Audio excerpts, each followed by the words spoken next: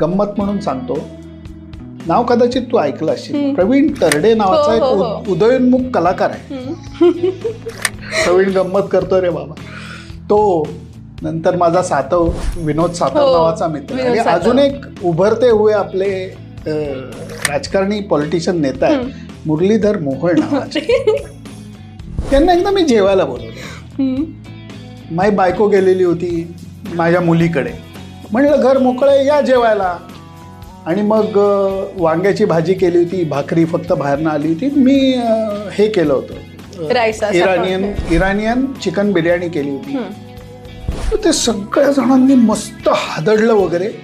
आणि जेवण संपत असताना अण्णा आणि प्रवीण म्हणले, अरे काय राव सुनंदन, मजा आली राव, कुठनं ऑर्डर केलं होतं? तर दुपारपासून राबतोय मी, हे सगळं तू केलं होतं? म्हणलं ऑफकोर्स, मित्रांना घरी बोलून काय स्विगीवरनं ऑर्डर करून द्यायचं, हे नो बॉल आहे.